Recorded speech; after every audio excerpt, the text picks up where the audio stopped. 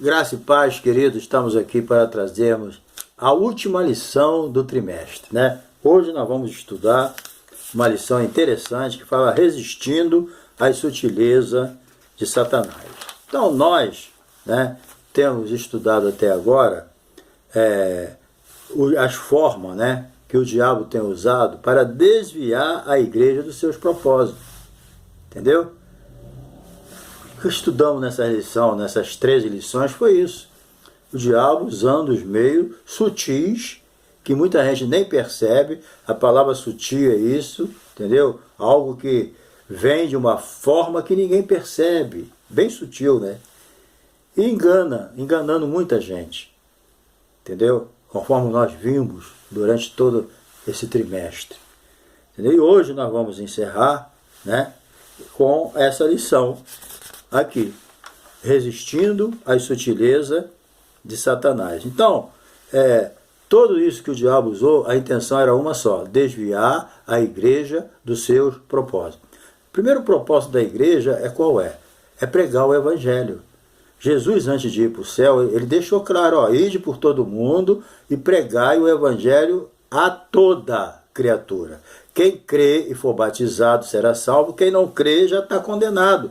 Esses sinais vão seguir os que crerem. Em meu nome vão expulsar demônio, vão curar os enfermos, entendeu? E a igreja pentecostal tem feito isso, né? Os sinais têm acontecido, os doentes têm sido curados, os demônios têm sido expulsos. É uma missão da igreja. Mas aí o diabo diz que isso aí foi para antigamente. Por quê? Para desviar a igreja do seu propósito. Entendeu? Mas ele deixou outra ordem também, outro propósito: ide e ensinai a todas as nações, batizando em nome do Pai, do Filho e do Espírito Santo. Então a gente prega, ganha a pessoa para Jesus, agora vamos ensinar ela a ser crente. São missões profundas que o diabo não quer que aconteça, tirando o quê? Porque a base da pregação e do ensino é a palavra de Deus. Aí ele procura tirar o quê? A autoridade da palavra de Deus. Tem muita gente que não acredita, crente não acredita mais na inspiração da Bíblia, que a Bíblia é divina. Não acredita, está indo na conversa dos pregadores liberais, que não tem compromisso com Deus, e as pessoas, ao invés de pregar o Evangelho, crendo que a Bíblia ela não tem inspiração, ela é inspirada, entendeu? Divinamente inspirada, e nós temos autoridade para pregar com base na Bíblia. Então, isso são sutilezas que o diabo tem usado para tirar a igreja da sua missão e propósito aqui na terra, que é pregar e ensinar a palavra. Entendeu? Então, nós temos que saber entender isso. A igreja, ela é mais do que vencedora, porque a igreja, as portas do inferno, não vai prevalecer contra a igreja. Entendeu? Mas, se a gente permanecer naquilo que está escrito. Quando alguém questionava Jesus falava: como tu lês nas escrituras? A autoridade que Jesus deu à Bíblia. Mas as pessoas hoje, o diabo hoje, através de muitos, querem tirar a autoridade da palavra. Entendeu? Sem Bíblia eu vou pregar o quê? Fala para mim. Nada. Entendeu? Então, nós temos que mostrar que nós somos mais do que vencedores se obedecermos o que está escrito na palavra. Às vezes nós, como crente, às vezes perdemos uma batalha, mas a guerra a gente não perde. Entendeu? Não é porque você perdeu uma batalha que você vai desistir. Não, a guerra continua. Levanta e vai lutar, né? Porque a Bíblia diz que tu é mais do que vencedor. Mas tem que entender o que nós estamos estudando. Cuidado com as sutilezas do diabo. No sapatinho de lã, ele vai enganando muita gente. Quantas pessoas já abandonaram a fé? A Bíblia não diz isso, né? Que nos últimos tempos alguns se apostatarão da fé por dar ouvido a espírito enganador e doutrina de demônio. Então, né? Apostatar alguém que era crente, que quem não é crente nunca vai apostatar, já está no pecado. Agora, apostatar alguém que deixou de ser, né? Infelizmente. Então, número 1 aqui é o comprometimento com a vida centrada em Cristo. Mas antes eu quero te fazer aquele pedido. Se você é a primeira vez que está conosco, eu te agradeço a honra que você está me dando, da tua presença. Se você não se inscreveu ainda, se inscreva no nosso canal, deixa seu like, entendeu? Dá lá o toquinho do sininho para receber novos avisos. Compartilhe esse vídeo com seus amigos, com um grupo. Convida eles a se inscreverem no meu canal, ok? Me ajuda aí a continuar divulgando a palavra de Deus. Eu tenho quase 500 vídeos aí. Você pode dar um toquinho aí no meu nome, no nome do canal, ou na foto. Tu vai abrir lá no meu canal, tocar em vídeo. Você tem todos os vídeos para você escolher o estudo que você quiser. Se quiser abrir ali em playlist, certo? Na playlist você também vai ver muita coisa, muitos vídeos que vai te alimentar da palavra de Deus, tá bom? E também nos nossos vídeos monetizados, você assistindo aí os anúncios, sei que tem anúncio ruim, né? Mas se você assistir os anúncios, as propagandas, você também está ajudando o meu canal na monetização. De qualquer forma eu te agradeço, tá bom? Fica conosco aí até o final. Bem, comprometimento com a vida centrada em Cristo. O Evangelho é cristocêntrico. Cristo no centro. A mensagem é cristocêntrica. Às vezes a pessoa prega 1 hora, não fala nem o nome de Cristo. É uma pregação fajuta. Por mais eloquente que seja, por mais bem colocada na homilética, tudo de acordo, né? Eu sou professor de homilética e eu sei como é que é uma pregação bem preparada homileticamente, né? Lá com a exegese legal, extraindo do texto sagrado, interpretando ali na hermenêutica, tudo de acordo, mas se não tiver o nome de Jesus, não adiantou nada. A pregação evangélica, ela não pode sair da centralidade que é Jesus. Jesus é o centro da pregação, é o centro do ensino, é o centro da nossa vida, é o centro da nossa salvação. Então, não é falar o nome de Jesus por falar, não. Como uma mágica, não. É centralizar a mensagem nele. Isso é muito importante. Olha, Paulo escreveu que eu nada propus saber entre vós a não ser Cristo crucificado. A minha pregação, ele fala isso, era centralizada na pessoa de Jesus. Paulo não pregava fora de Jesus, entendeu? Pregava, Jesus era o centro. A mensagem de Paulo era muito simples. Era muito simples.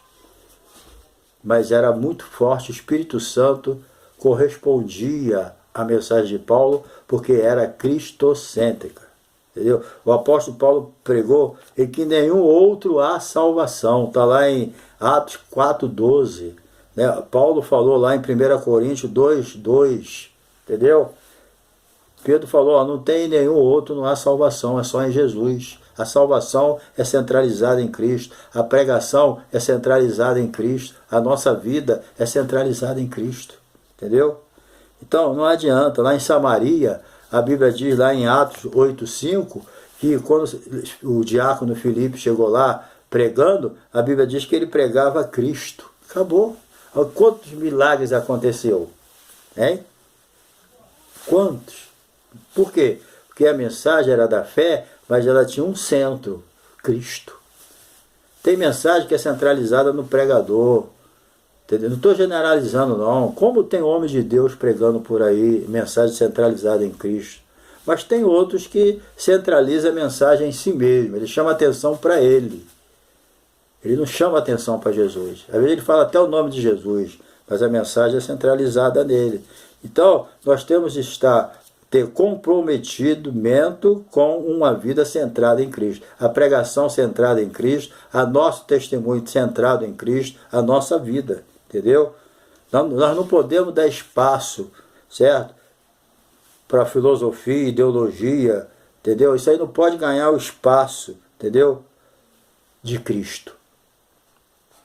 Conta que uma vez, né, um homem muito culto, que eu esqueci o nome dele agora, foi assistir um culto no início do século XX. Rui Barbosa. Eu soube que quando ele chegou no culto, avisaram o pastor, Rui Barbosa está aí. Aí ele virou o sermão, não quis pregar um sermão que ia pregar, para pregar um sermão bem culto, bem recheado de filosofia, de ideologia e por aí afora. Entendeu? Aí quando ele terminou de pregar, acabou o culto, Rui Barbosa saiu reclamando, poxa, isso aí eu já estou acostumado a ouvir. essas filosofias da vida eu já estou acostumado a ouvir. Eu vim aqui para ouvir a palavra. Quer dizer, vê que decepção.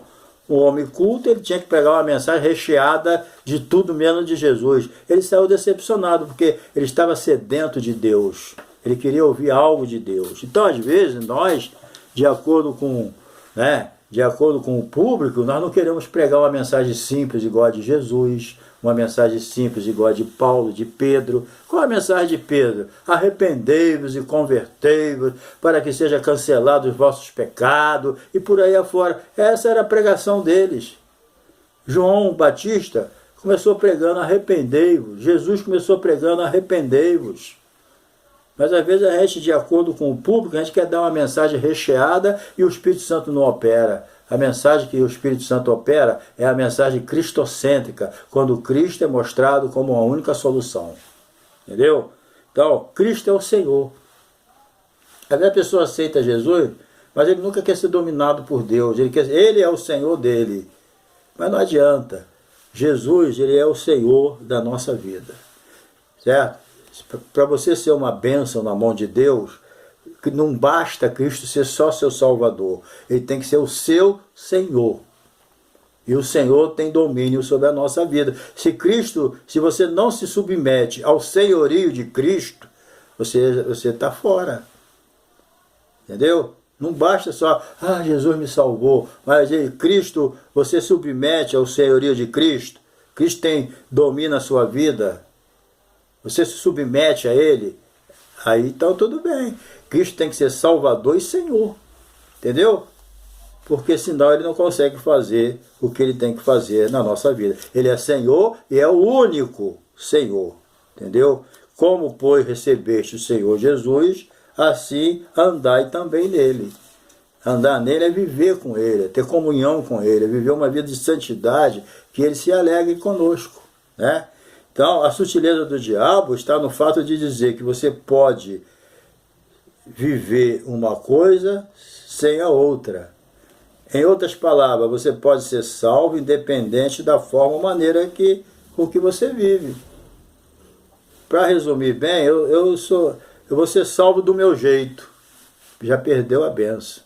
Ninguém é salvo do seu jeito. Nós somos salvos do jeito de Deus. É Deus que estabeleceu a forma que nós devemos ser salvos, que é por Jesus. Eu não vou ser salvo do meu jeito, nunca. Há muita gente indo para o inferno porque não quer ser salva do jeito de Deus. É orgulhoso, não quer se humilhar, quer ser salvo do seu jeito. Errou algo. Entendeu? Errou algo. Entendeu? Nós não podemos, vou repetir, não podemos ser salvos do nosso jeito. Nós temos que ser salvos do jeito de Deus, conforme está na sua palavra, nós vamos ver mais adiante. Em nenhum outro há salvação e acabou. Bem, e é isso que o diabo está querendo desviar da igreja. Tirar da igreja o centro que é Jesus. Para que a igreja fique pregando coisa de alta ajuda, coisa que pode ser importante, mas tem o seu momento, ensinar ideologia, ensinar filosofia, psicologia, ensinar tudo, menos que Jesus é o único que salva. Essa é uma forma sutil do diabo de tirar a mensagem da palavra de Deus. Uma igreja sem mensagem já está perdida. A igreja tem que ter uma mensagem, e a mensagem é essa. Jesus é o caminho, a verdade e a vida. E acabou. Goste quem gostar, que o diabo não vai aceitar, é problema dele, mas nós temos que ter esse compromisso com Deus de pregar Jesus. Em meu nome, é o nome de Jesus que funciona na igreja. Não como passe de mágica, mas como o Senhor da nossa vida. Número 2 aqui, comprometimento das Escrituras. A Bíblia é a revelação de Deus, entendeu? Então, veja só, vez por outra vemos falsos mestres questionando a autoridade das Escrituras, na atualidade, no entendimento deles. A Bíblia contém a palavra de Deus, contudo, encontra-se ultrapassada. A Bíblia não é a palavra de Deus, ela tem algumas coisas da palavra de Deus. Entendeu? Ultrapassada, deixando de falar a linguagem cultural contemporânea. As pessoas esquecem que a Bíblia, ela não quer, embora ela não tenha erro, né? Às vezes pode ter erro de tradução, de entendimento, de interpretação, certo? Mas a Bíblia, ela é completa. Ela é completa, entendeu? Então, a Bíblia, ela não contém, ela é a palavra de Deus, entendeu? Se a Bíblia contém, qual é a parte que é inspirada e qual aqui não é? Isso aí é um erro de Satanás trazendo para a palavra de Deus. Sai fora disso, que ninguém sabe. Se a Bíblia só tem uma parte inspirada e a outra não, qual é a que não é e a que é?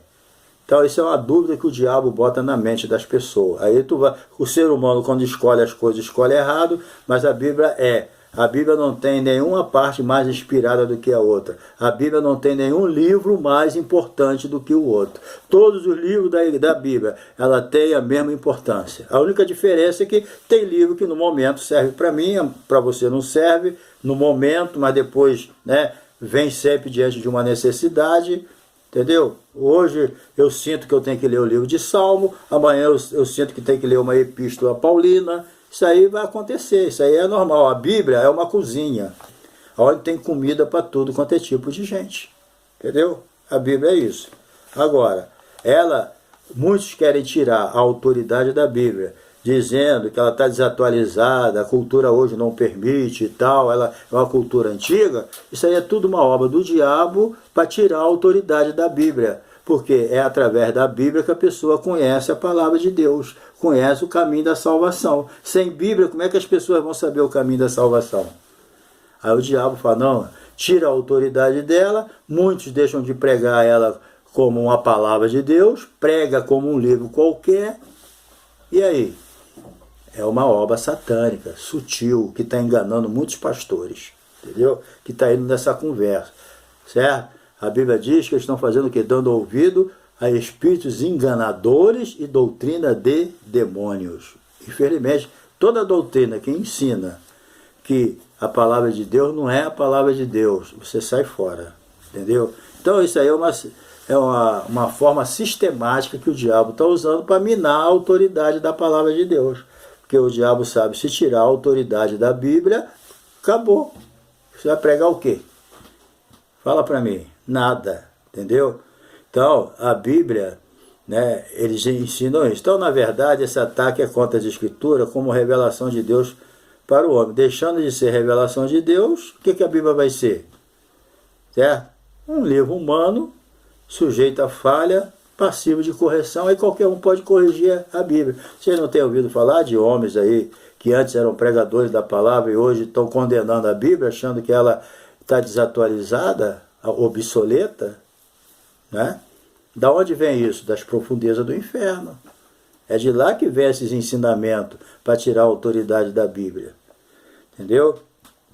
A Bíblia é a nossa regra de fé e prática, é a nossa regra de fé e conduta. Então, quando a Bíblia deixa de ser a revelação de Deus para nós, ela deixa de ser a nossa regra de fé e conduta. Entendeu?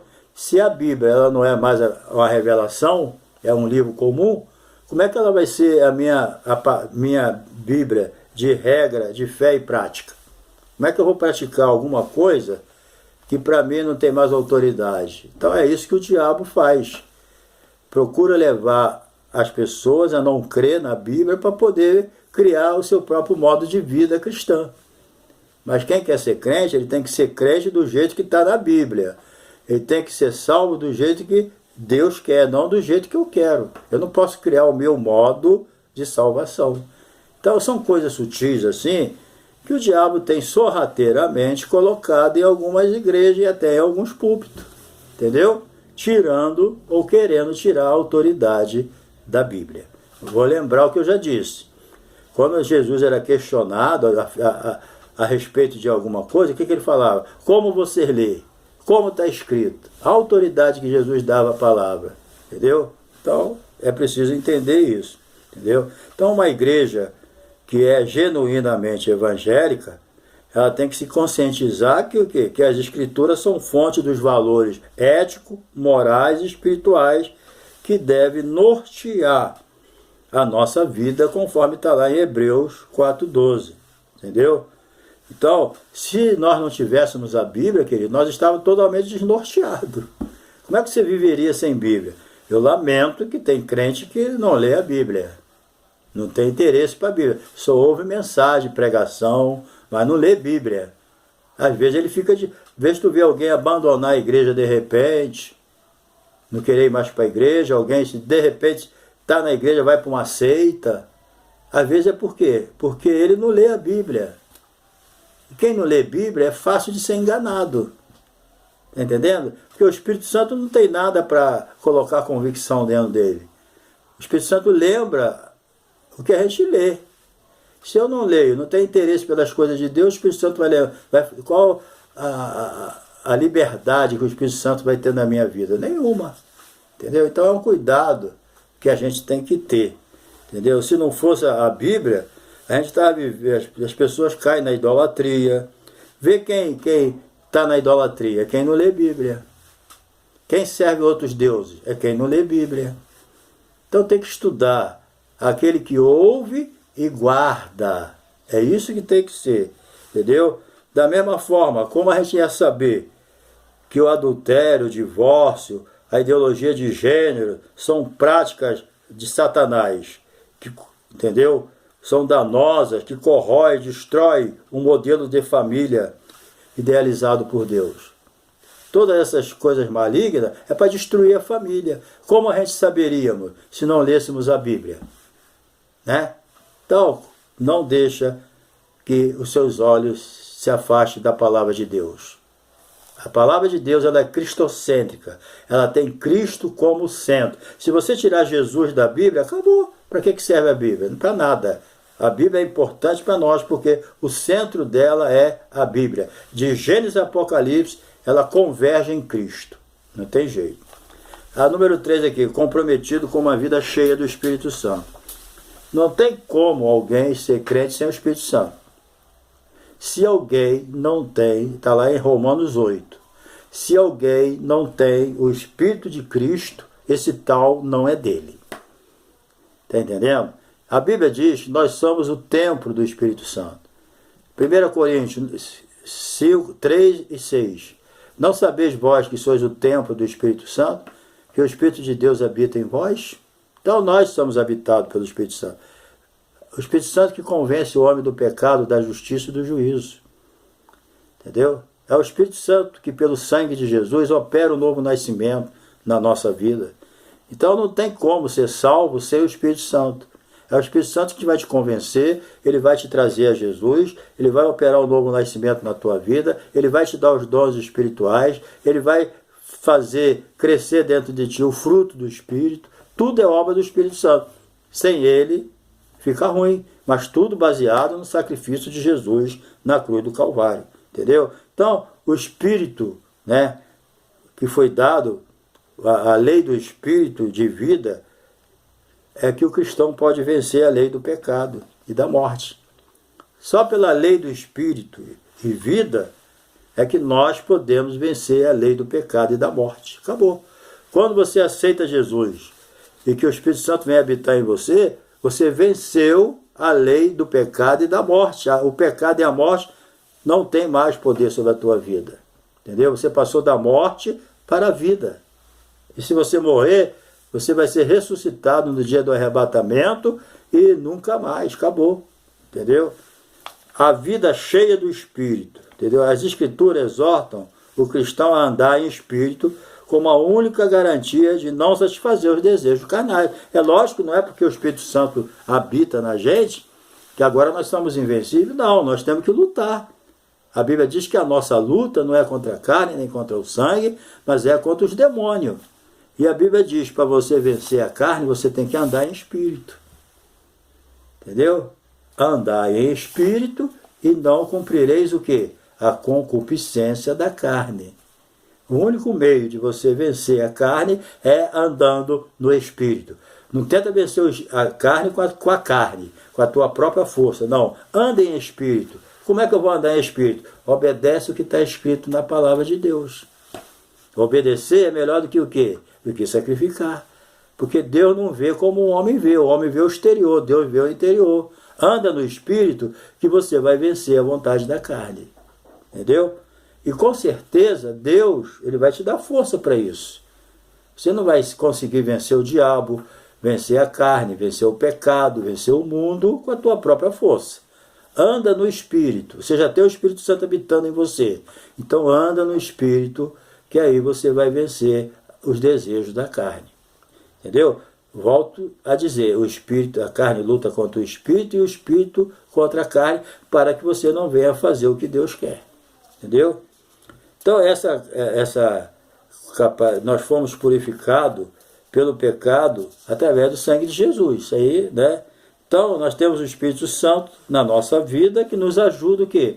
A viver uma vida santa nesse mundo. Se não fosse o sangue de Jesus para nos purificar, e se não fosse o Espírito Santo para habitar em nós, nós não íamos vencer. Nós vencemos por causa disso. Mas, lógico, Deus faz a parte dele e você faz a tua. Entendeu? Eu tenho a minha parte. Eu não vou cruzar os braços e Deus vai fazer tudo. Não, eu tenho a minha parte. Obedecer. Deus faz a parte dele, eu faço a minha. Entendeu?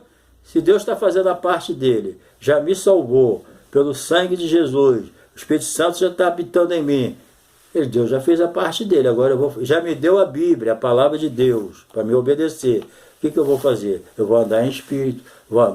Andar em Espírito é andar em obediência. Entendeu? Então, só o Espírito Santo é que vai te capacitar a viver uma vida santa desse mundo, longe das impurezas, das imundícias. Entendeu? Então, é isso que Deus quer. Vivendo uma vida santa, você vai ser cheio do Espírito Santo. Ok? Agora, para a última parte, deixa eu ver. O comprometimento com a igreja local. Bem, nós vimos aqui, né, a nossa parte com Cristo centrado, a palavra de Deus, o Espírito Santo, agora a igreja. Né? A igreja é o quê? É o chamado corpo místico de Cristo. A igreja é o corpo de Cristo. Então, a Bíblia diz, né, em Coríntios, capítulo 12, verso 27, né, agora vós sois o corpo de Cristo, os seus membros em particular. Então, a igreja não é as quatro paredes, onde a gente se reúne, ou numa casa, né? Não, a igreja somos nós. E cada um é membro. Cada pessoa é membro do corpo de Cristo e cada um tem uma função. Agora, esse corpo, esses membros, eles formam o quê? Um corpo. E esse corpo é a igreja de Jesus, sendo Cristo o cabeça. Cabeça é o governante, é Cristo que governa. Pastor, bispo, apóstolo, seja lá o que for. Ninguém é dono da igreja. O dono da igreja é Jesus. Ele é o cabeça da igreja. É o único que pode falar, minhas ovelhas. Quantos homens, né? E dominado pela vaidade, pastores de grandes igrejas, batem no peito e dizem, essas são as minhas ovelhas. Já errou algo. Entendeu? O dono da ovelha, sabe o que é? É Jesus. Mais ninguém. Quantos já bateram no minhas ovelhas, depois caíram em pecado? Né? Então nós somos pecadores, sujeitos a cair, a pecar. Devemos batalhar para não acontecer isso. Mas quem está em pé, o apóstolo Paulo escreveu, quem está em pé, cuidado para não cair. Então nós não podemos se envaidecer, se achar que é dono da igreja. Não, o dono da igreja é Jesus. O dono das ovelhas é ele. O único que pode falar minhas ovelhas é ele. Nós somos donos de ovelha nenhuma. Nós não somos donos da vida de ninguém. Nós somos um mordomo para cumprir o propósito de apacentar o rebanho do Senhor. Jesus chamou Pedro e falou, Pedro, tu me ama? Eu amo. Tu sabe que eu te amo. Apacenta as minhas ovelhas. A segunda vez, Pedro, tu me ama? Te amo. Apacenta as minhas ovelhas. Então, Jesus deixou claro, Pedro, apacenta, mas as minhas ovelhas, a tua não.